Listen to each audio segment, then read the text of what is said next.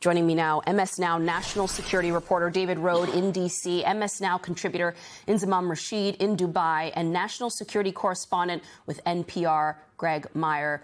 David, I'll start with you. One of the two crew members of the down jet has been rescued, but what do we know right now about the other? And is there anything else about how and when this happened you can tell me? Yeah, I just had a U.S. official who's been helping us throughout the day. They confirmed, and other outlets have been reporting this, but the F-15 was shot down by Iranian forces. That's a big propaganda success for Iran. You know, as you mentioned earlier, the president has said in recent remarks that their Air Force has been, or their ability to threaten U.S. planes has been eliminated.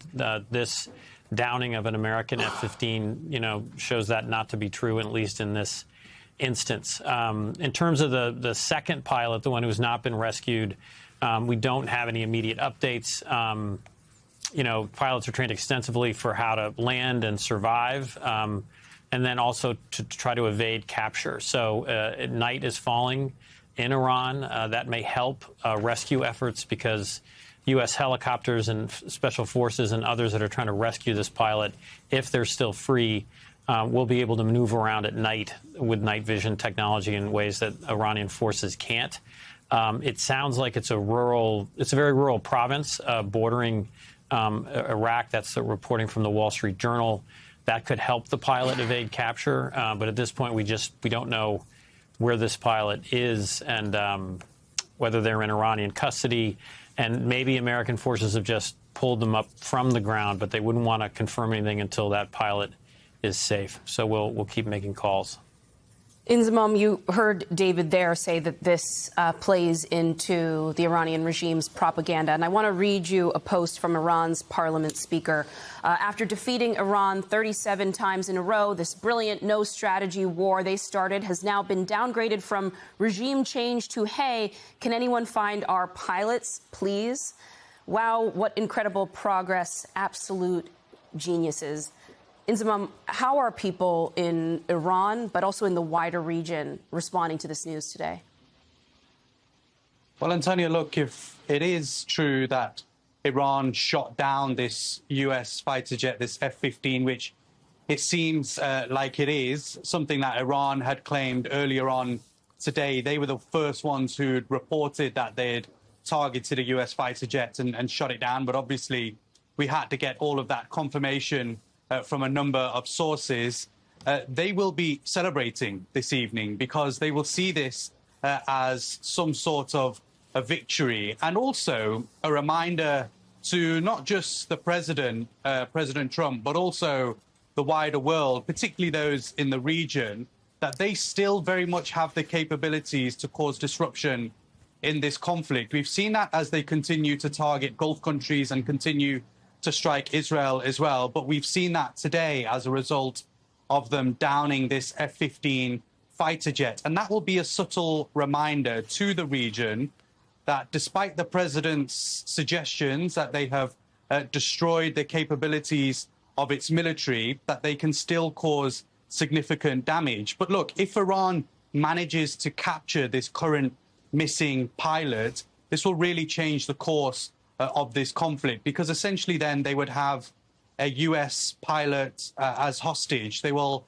be able to use that pilot as some form of negotiations. And Iran tonight is using all of its efforts right down to everyday people, encouraging everyday people in the two provinces that they've specifically named to go out and to search for this missing pilot. So much so that state TV there has said that there will be a reward, a prize for anyone who actually finds this U.S. pilot and returns them to whether the Iranian military or the forces in the region. So I think there is clearly tonight a lot of joy within Iran that they've managed to shoot down this U.S. plane. But also, I think if there is a capture of this U.S. pilot, there will be significant thoughts about what happens in the future of this conflict. It could potentially be a big moment. And as I mentioned there, Antonio, as well, is that Iran continues to target its Gulf neighbors. It continues to target Israel as well, just as Israel and the U.S. continue the fighting tonight inside Iran as well. You mentioned about that bridge being targeted yesterday. There's been further attacks once again today. Iran has also retaliated here in the UAE with 22 ballistic missiles and also 47 drones. One person has been killed at a gas facility in Abu Dhabi, with 4 people injured there. In Kuwait, an oil facility has been targeted, causing significant damage as well. So look, we're heading into a 6th week of this conflict. And whilst there might be a pivotal moment this evening in Iran with this US fighter jet, the fighting around this conflict very much continues. Antonia. Greg, since Iran has made it very clear that they are capable of retaliation, that we did not, in fact, annihilate or obliterate their air defenses, what conversations do you know or expect are happening at the Pentagon right now?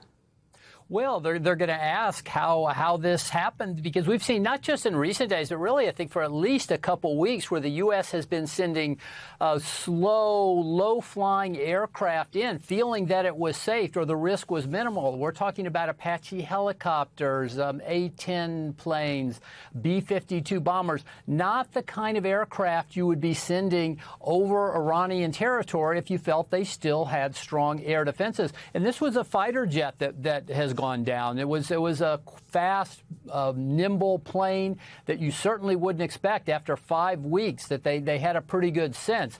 Shows Iran still has some capabilities, it appears, in addition to all of the regional sites we've mentioned that have been hit. And one other was in Kuwait, where a desalination plant was hit. So I think it's really going to force the Pentagon to say, what sort of capabilities does Iran have left? And they're still going to have some leverage, even if President Trump does want to bring this war to an end in the next 2 or 3 weeks, as he said. And Greg, I think typically, or at least for among the civilian population, when you hear the term search and rescue, you imagine a boots on the ground effort. We, of course, do not yet have boots on the ground, although I know that the U.S. and Israel have intelligence inside Iran.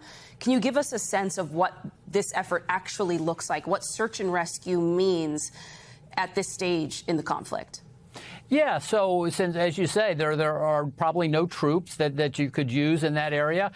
On social media, we have seen aircraft, helicopters, and fixed-wing planes that seem to be over in that region that are appearing. Now, that's extremely dangerous for those planes. If a jet fighter has gone down from Iranian fire, then certainly a helicopter or a slower fixed-wing plane would be very vulnerable as well. These 2 crew members, if they ejected, they have transponders that could help locate them, and I would certainly think that was crucial in the one who has been rescued. It should certainly help locate the other one. And although it is now nighttime in Iran, the signal would still be there, and the U.S., with all its night vision capabilities, should be able to find someone.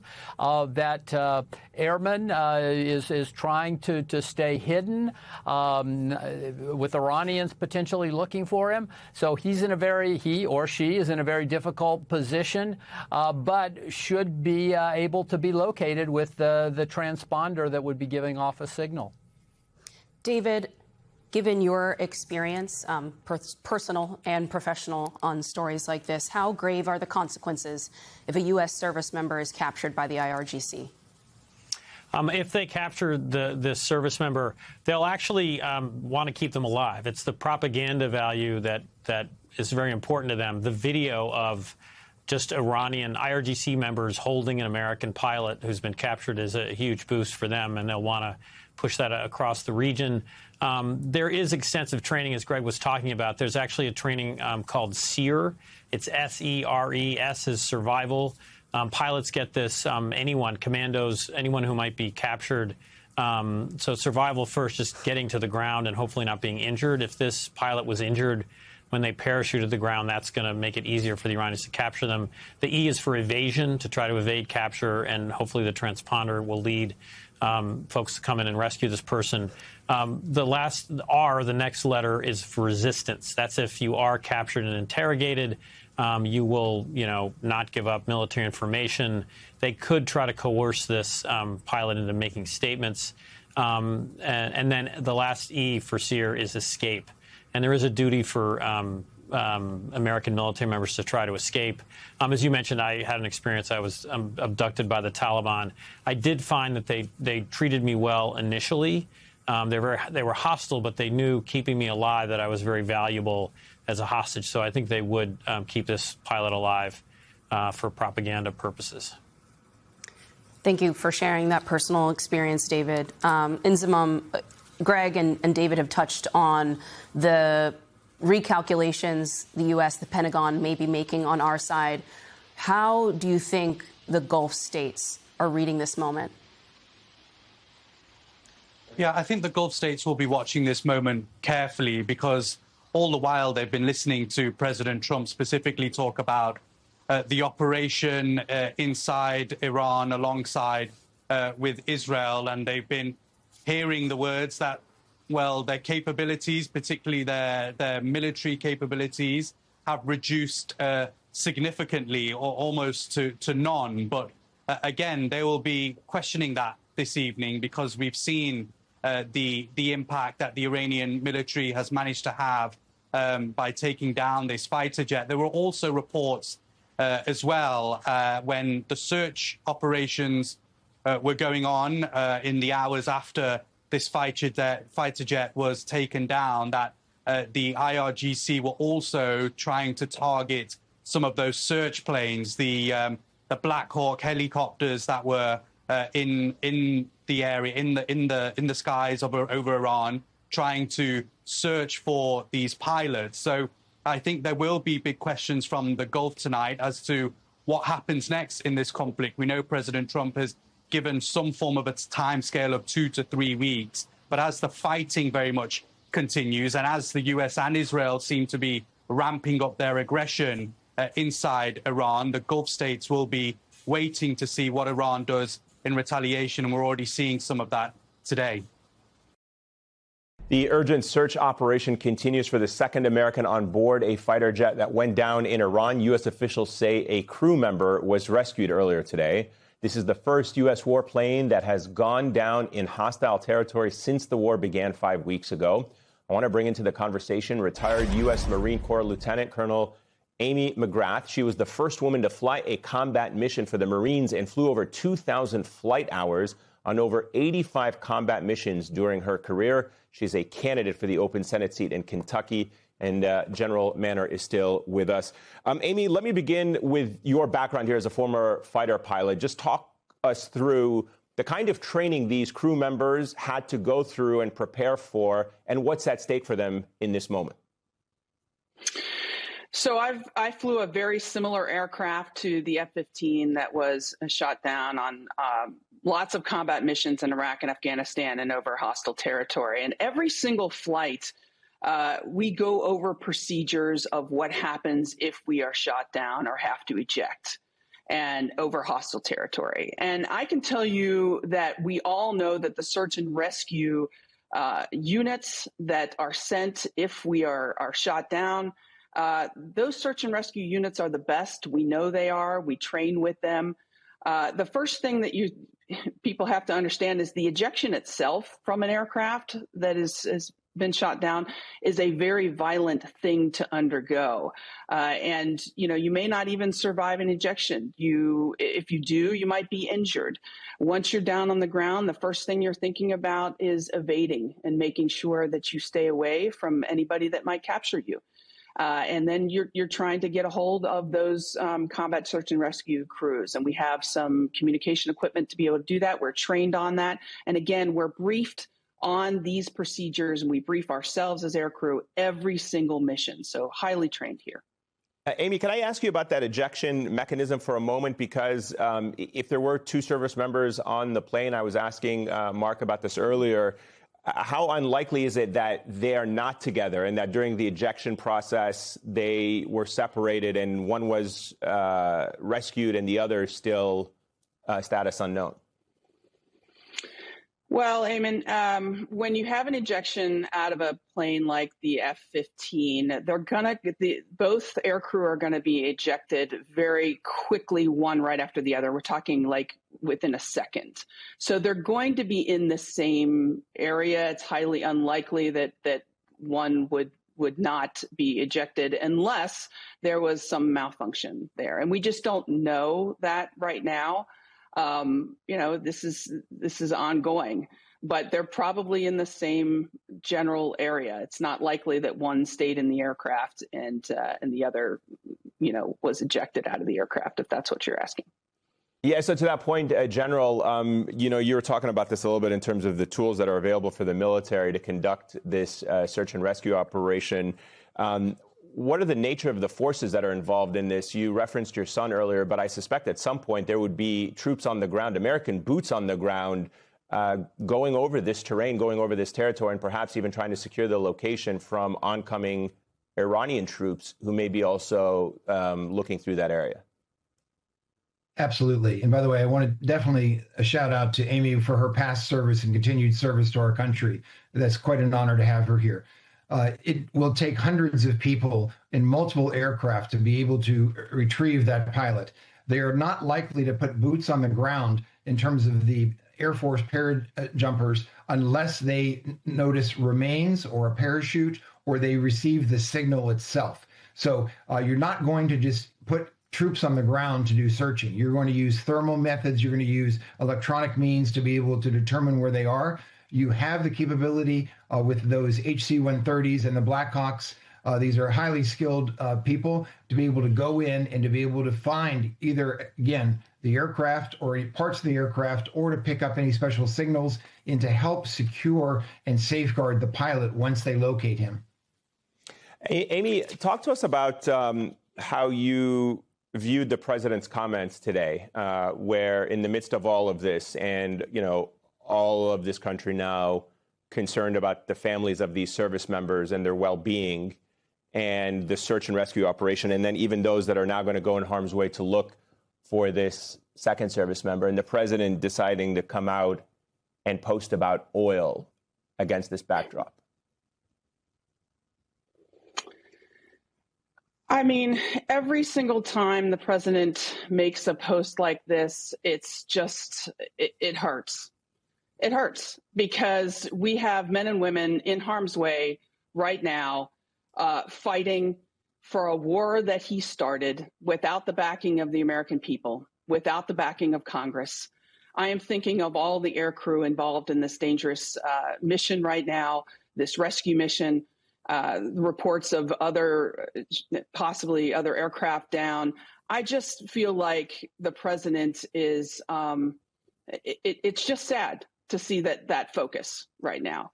And 2 days ago, remember, he stood up in front of the American people and said the Iranians didn't have their air defenses were decimated. Well, clearly that's not true.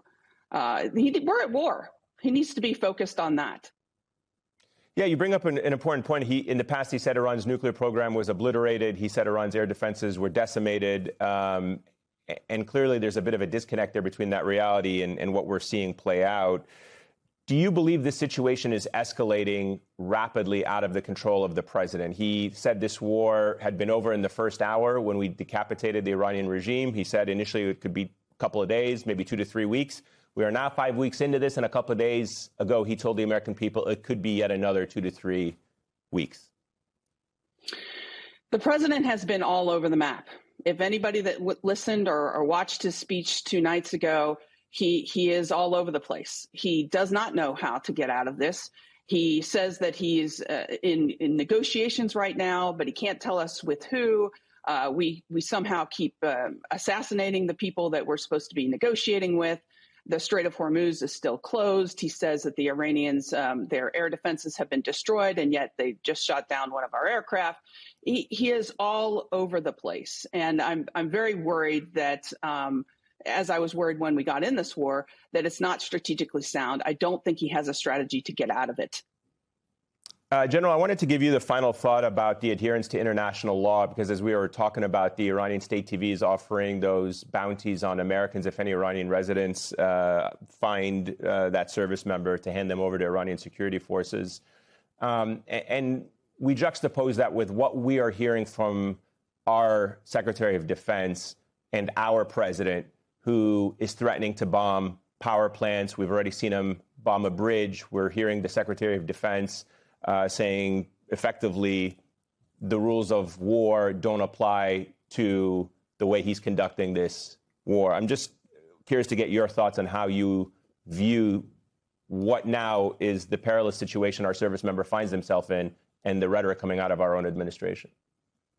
All of our military personnel are in greater risk than they have ever been before in terms of any other previous administration. We have a Secretary of Defense who has actually stated words in his speeches and in writing that are literally the words of potential war criminals.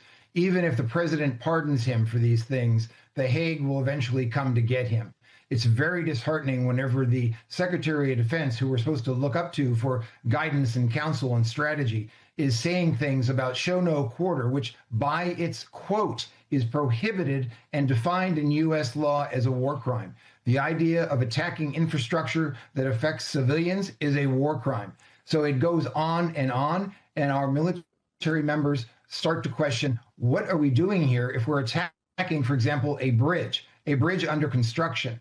It just doesn't make any sense in terms of what are the military objectives, which seem to keep changing on a regular basis. And if you don't have military objectives, and then you know when success has been achieved, that means all you're going to do is get further and further involved in this warfare, and it's going to go worse and worse for the United States and for the American public in terms of the oil prices, just as an example. And I want to turn now to other breaking news, because there's a shakeup in the Pentagon's top ranks, making major waves at home amid new escalations in the Iran war. Defense Secretary Pete Hegseth fired the Army's top officer, Randy George, asking him to put in his retirement papers and step aside effective immediately, according to a DoD official. George is a Biden nominee who had more than a year left in his 4-year term as Army Chief of Staff. His departure comes as the Washington Post reports 2 other Army generals have been shown the door. That's according to 2 defense officials who spoke on condition of anonymity. Want to bring in Washington Post Pentagon reporter Dan Lamothe. Dan, what's your understanding of what's happening here? Secretary Hegseth has had an interest in kind of turning over the senior military leadership for some time here. He's been very pointed about doing so. He has not always explained why he's doing so. And there's a lot of frustration within the Army over that, particularly as not only these 3 gentlemen, but also several other names last year had presumed promotions that were blocked by Secretary Hegseth. In some cases, they would have become 4-star generals or taken on different 4-star general roles. Those positions also were blocked. So it's kind of a part of a larger pattern here.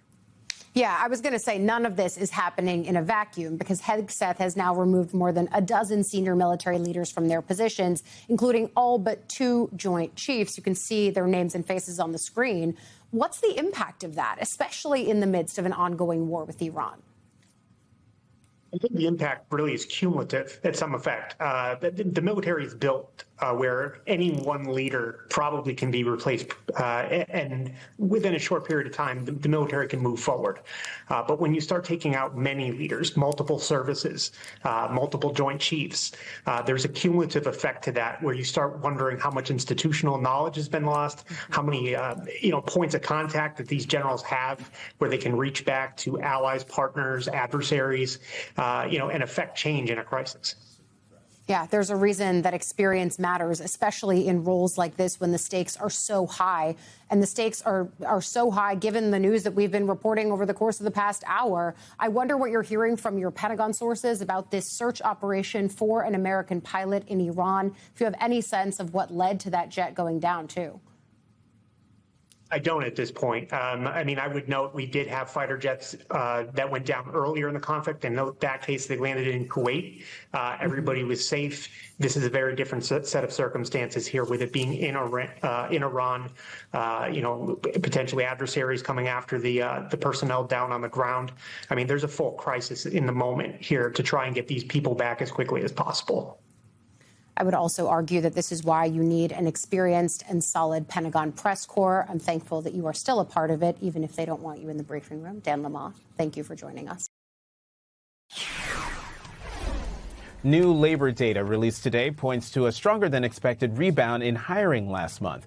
After losing 13,000 jobs in February, the U.S. economy added 178,000 jobs last month, fueled in part by the end of a healthcare worker strike and warmer weather.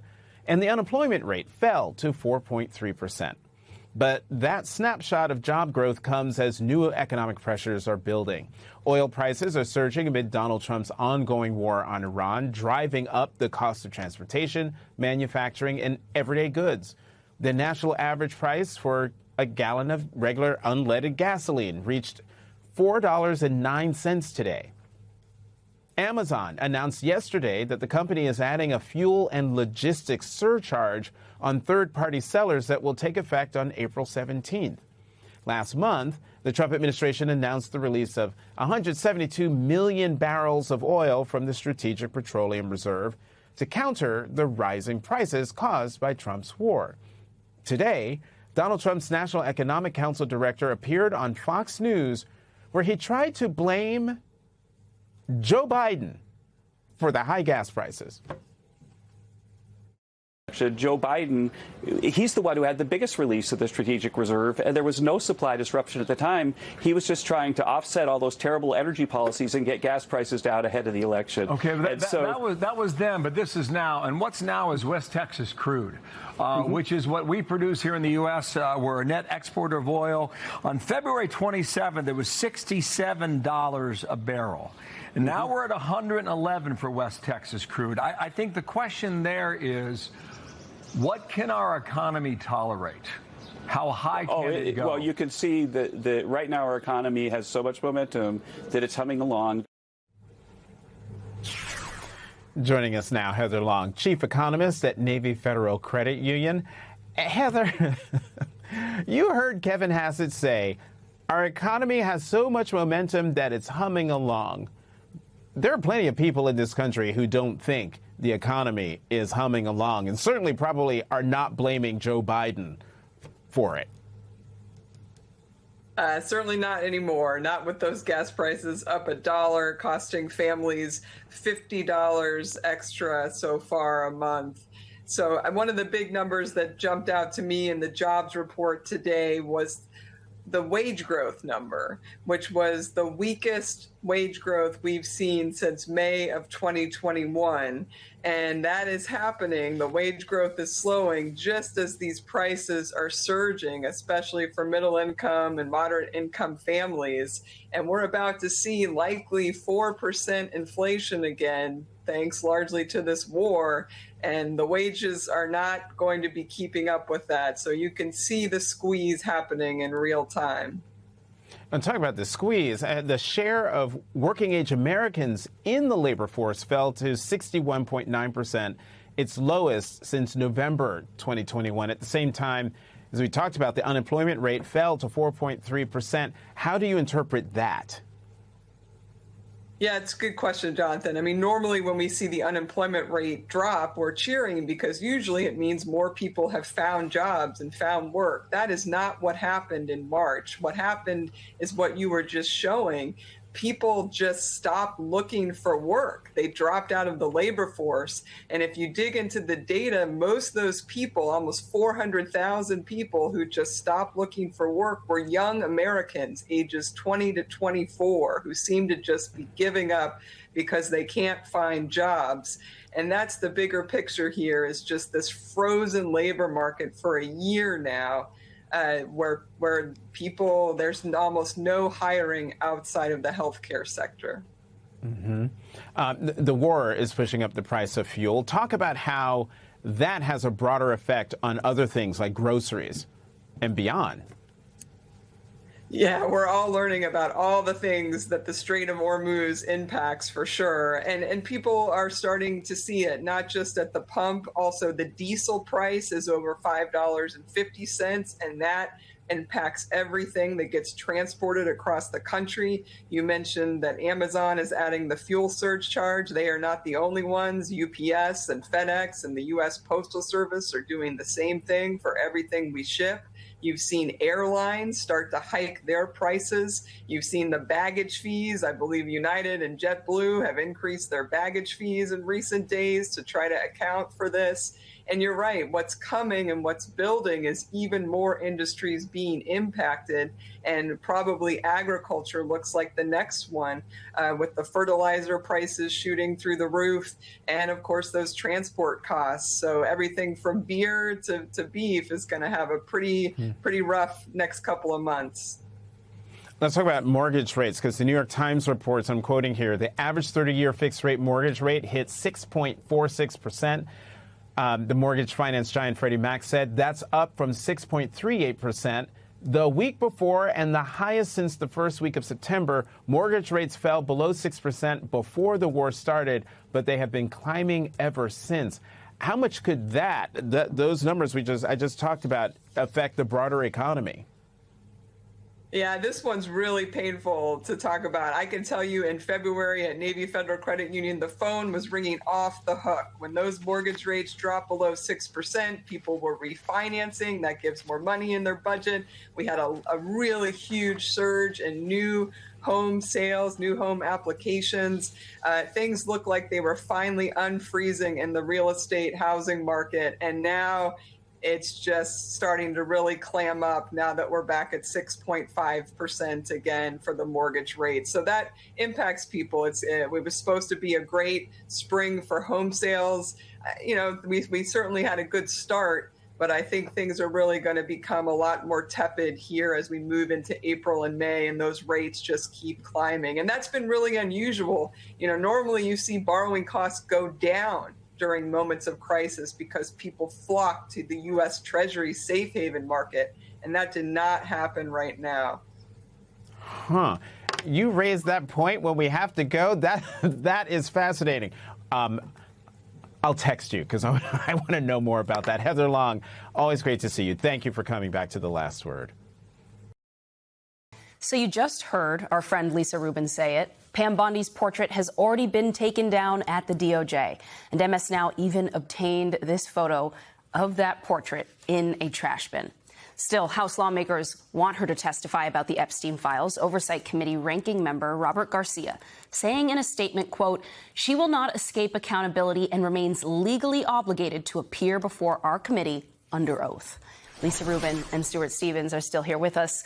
Lisa, what can the House Oversight Committee do to actually have Pam Bondi appear for testimony? Would it be easier to compel her as a private citizen? Or was there more accountability, more teeth here when she was Attorney General? No, I think, Antonia, in some respects, it's easier to compel a private citizen to come.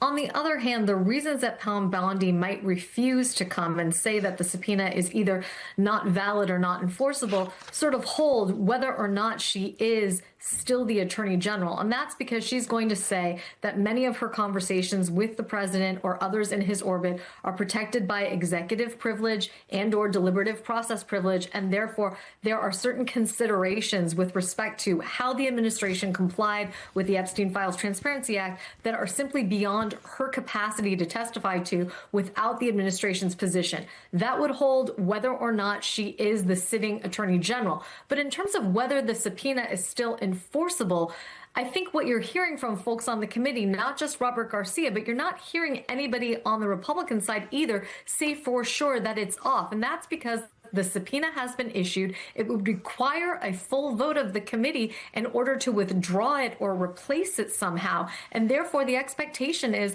that Pam Bondi remains under a valid congressionally authorized subpoena to show up before House Oversight and provide some explanation as to how the department got the Epstein Files Transparency Act so desperately, horribly wrong, not only with respect to violating survivors' privacy and safety left and right, right, but also in terms of its under-inclusivity. You'll remember that Todd Blanche, the Deputy Attorney General, who's now the Acting Attorney General, on January 30th stood up before the nation and said, we are producing 3 million pages today. People remember that. What they don't remember is that Todd Blanche also was clear about the fact that the department had reviewed but would not produce another 2.5 million pages that he said they were withholding on privilege grounds. Those are not grounds recognized by the Act or recognized by Congress. And that's something that I know Robert Garcia, as well as Republican members on the Oversight Committee, are going to want to talk to either Pam Bondi or another representative of the department about. Antonia.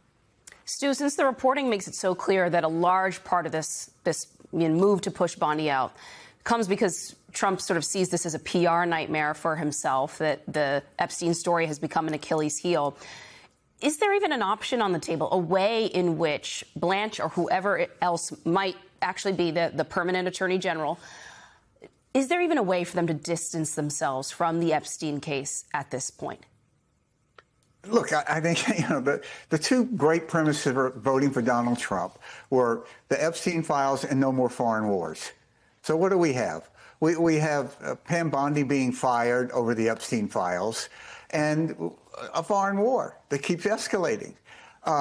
This is a complete breakdown here. It's a shambles. It's a train wreck. Call it what you will.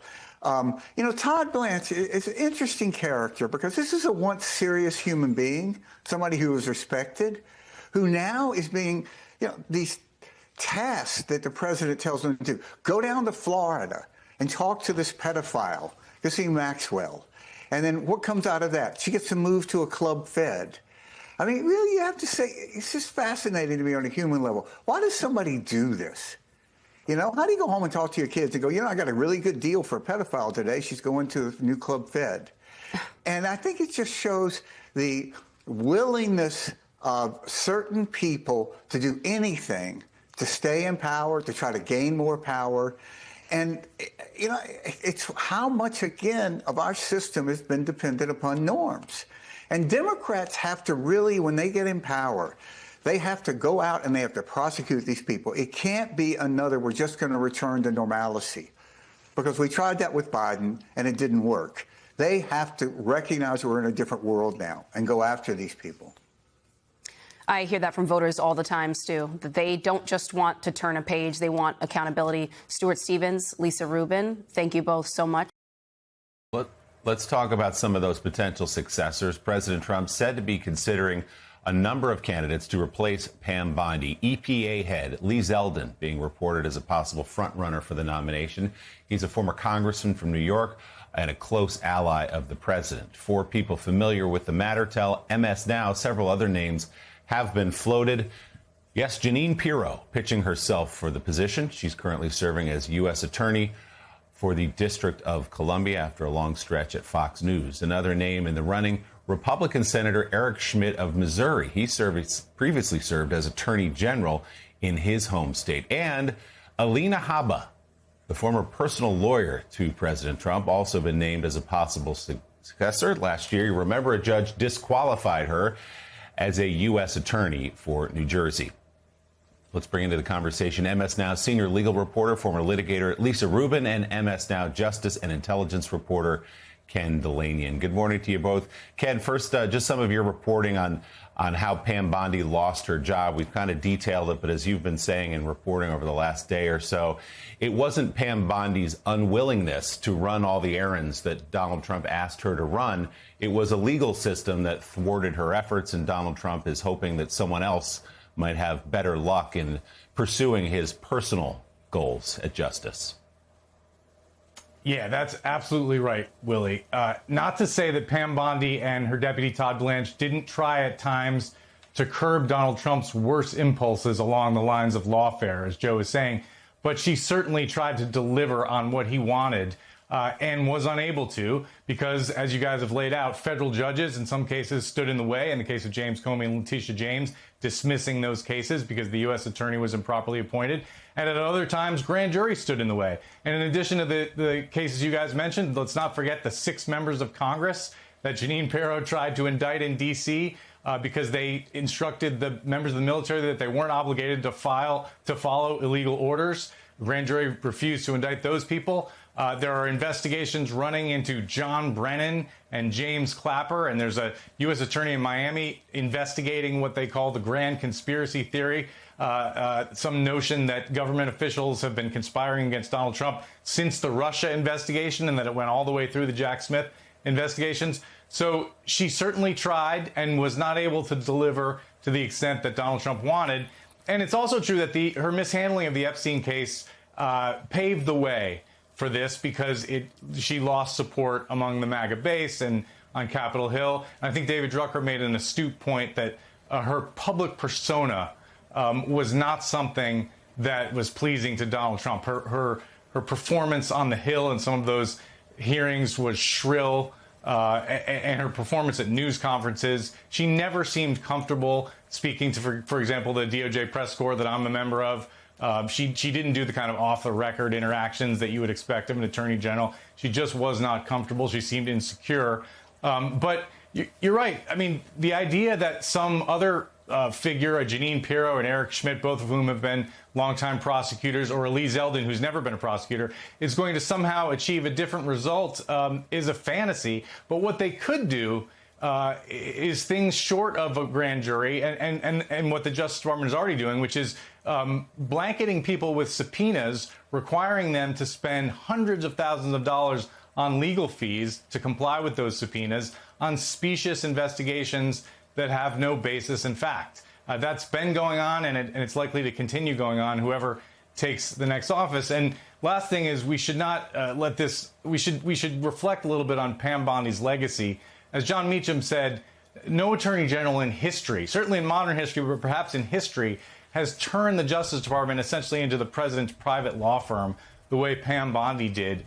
Critics say she's done incalculable damage to the Justice Department. She drove out, by some counts, thousands of career attorneys. She decimated the National Security Division.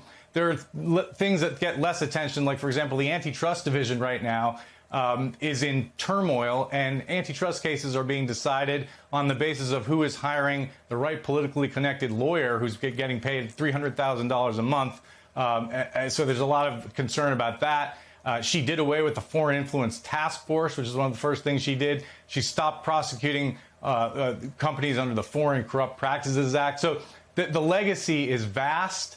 The Justice Department is not the same place it was when she stepped into it and took office. And we have 3 years left of the Trump administration where more kinds of things like this are going to be done at the DOJ. And she effectively cleaned house of anyone who had anything to do with a prosecution or an investigation into President Trump. Lisa, we should note, though, that Pam Bondi still has a subpoena sitting on her desk from the House Oversight Committee to testify about the Epstein files. The House Oversight Committee said yesterday, yeah, we still want her to come. That's in less than 2 weeks from now, and sit and answer a lot of questions that she certainly did not answer in that big public hearing when she started talking about the Dow crossing 50,000. So how much of this was about the Epstein files, which is that slow, selective, heavily redacted release of the files that, frankly, were foundational and are foundational to so many in the MAGA base? Well, let's go back to something that other folks have said this morning, Willie, if we can. Pam Bondi sort of made a mockery of herself, and in particular made a mockery of the Epstein Files Transparency Act process. But it was an own goal. And the reason it was an own goal is because Pam Bondi herself sort of worked up the MAGA base into a frenzy and a lather starting last February when she said she had the client list on her desk ready to review. She then directed and undertook a massive internal review involving FBI agents working round the clock to review the Epstein files all through last spring. And it was only in May of last year that public reporting indicates that she and Todd Blanche went to the president and basically said, hey, boss, your name's all over this stuff. And that's how we found ourselves with a memo unsigned by anyone in last July saying, look, we are not going to release anything more because we don't think there's anything else here on which we could predicate a responsible investigation. That obviously rang hollow with not only their base, but with people all over this country. One could argue that if Pam Bondi had not been so eager to take advantage of the conspiracy theories about the Epstein files, she wouldn't have found herself in a position where she had to comply with a congressional act in 30 days' time, which, of course, we know she didn't do. It's unknown how much of this has to do with the Epstein Files Transparency Act or the Epstein files more generally, Willie, but it was not a showing of competence by her. And more importantly, it wasn't a showing of any empathy by her. You guys were playing some images a few moments ago while Ken was talking, and one of them was Pam Bondi looking in the other direction while a phalanx of survivors is behind her, raising their hand to indicate that they had never been communicated with by the Department of Justice. And Pam Bondi never could bring herself to turn around and look them in the eyes. In addition to however many memes we can make about what she said about the Dow that day, that to me is a searing image of Pam Bondi's tenure at the Department of Justice, because it's not only one of serious incompetence with respect to revealing victims' personal information, it's that refusal to even look at the survivors of Jeffrey Epstein, Ghislaine Maxwell, and treat them like human beings, which is generally all any of them want. Their expectations are very low with respect to future prosecutions, for example. They just want an apology for how they've been treated, not only historically by the Justice Department across administrations, but by this particular Justice Department, which again and again has compromised their safety and privacy. MS Now senior legal reporter Lisa Rubin and MS Now Justice and Intelligence reporter Ken Dilanian. We thank you both so much for being with us this morning. Greatly appreciate it. You know, Willie, we had said some time back that the two defining, maybe it was after the Bondi hearing, that maybe two of the defining pictures of the first year of the Trump administration would be, one, Pam Bondi refusing to turn around and even acknowledge the existence of survivors of the most heinous things that Jeffrey Epstein and his cohorts did and committed on them. That picture, as well as a picture of Kristi Noem standing in front of men who were caged like animals with shaved heads and just in what looked like concentration camp style prisons. And it's interesting that those are two pictures that will linger for years and years and years to come. That will be a large part of their legacies, but also a large part of this White House's legacy in the first year, because those two pictures paint 1,000 words on the Epstein files and also on this mass deportation approach that has proven to be extraordinarily unpopular with the American people. Yeah, I'm so glad Lisa brought up that image. That was the right word. It was searing, an infamous moment where she could not, the Attorney General of the United States, she didn't even have to say anything, couldn't be bothered to just turn around and acknowledge the presence of women who say as teenage girls they were raped on this island by rich and powerful men. It just added to the perception that this Justice Department was protecting rich and powerful men and not there to protect the victims. And you're right, the other thing they have in common is those two women no longer have their jobs. One perhaps in Pam Bondi for not going far enough in protecting the president, and one in Kristi Noem for being a distraction and embarrassing the president and leading a policy that led in part to the death of two people, two American citizens in the streets of the United States.